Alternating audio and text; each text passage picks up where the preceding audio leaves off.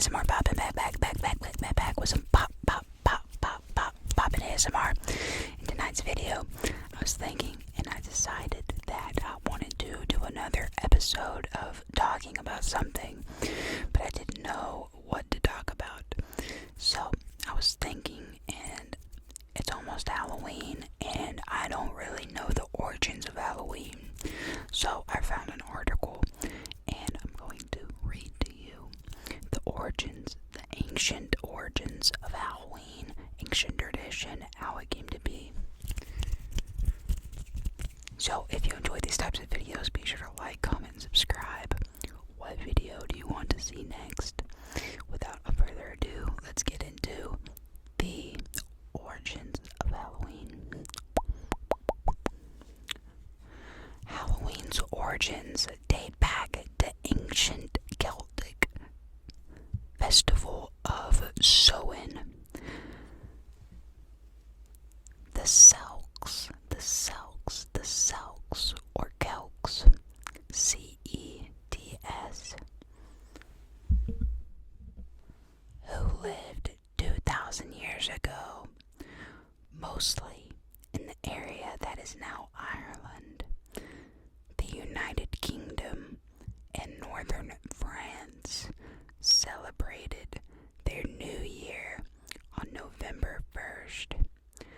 This day marked the end of summer and the harvest and the beginning of the dark, cold winter, a time of year that is often associated with human death.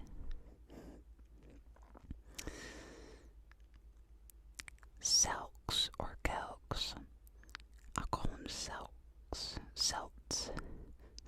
because I think it's based on the Celtics, the Celts, believed that on the night before the new year, the boundary between the worlds of the living and the dead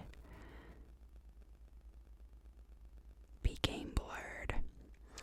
On the night of October 31st, they celebrated Samhain, when it was believed that the ghost of the dead returned to Earth. So it's kind of like the Day of the Dead. In addition to causing trouble and damaging crops, Celts thought the presence of the otherworldly spirits made it easier for the Druids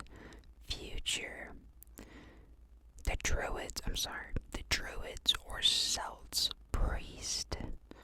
Celtic priest, to make predictions about the future for people entirely dependent on the volatile nature world. The volatile natural world.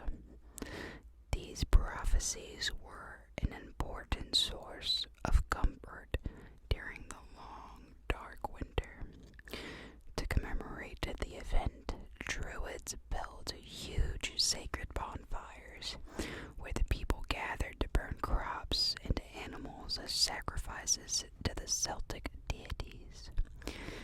During the celebration, the Celts wore costumes, typically consisting of animal heads and skins. Guess that's where dressing up came from. And attempted to tell each other's fortunes. I don't know where that went.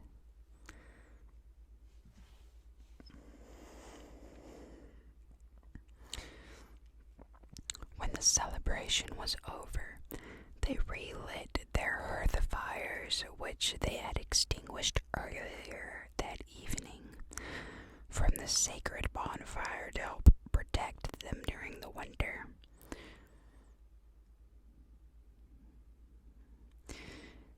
By AD 43, the Roman Empire had conquered the majority of the Celtic territory. In the course of the 400 years that they ruled, get this over here so I can kind of look at you easier. In the course of the 400 years that they had ruled the Celtic lands, 2 festivals of the Roman origin were combined with this traditional Celtic celebration of Samhain, which is where you dress up and have sacrifices. The first was Feralia,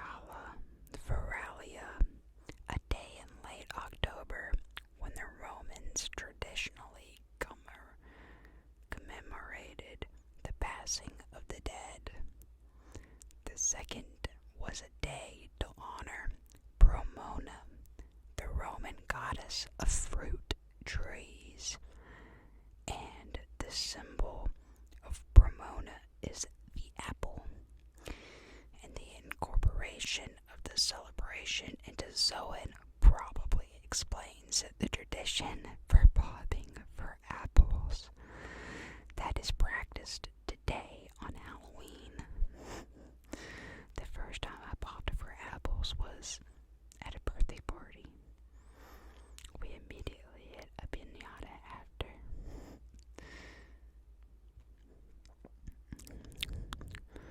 Okay.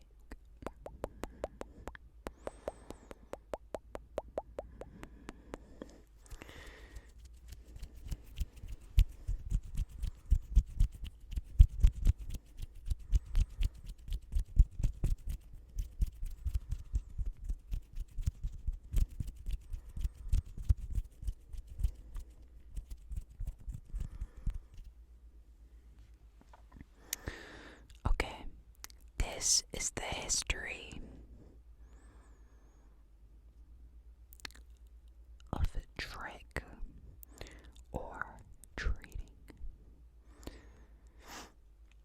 Borrowing from European traditions, Americans began to dress up in costumes and go to houses, asking for food or money, a practice that today turned into today's trick-or-treat tradition. Young women believed that on Halloween they could define the name or appearance of their future husband by doing tricks with yarn, apple parings, or mirrors. In the late 1800s, there was a move in America to mold Halloween into a holiday more about community and neighborly get-togethers than about ghosts, pranks, and witchcraft. At the turn of the century, Halloween parties for both children and adults became the most common way to celebrate the day.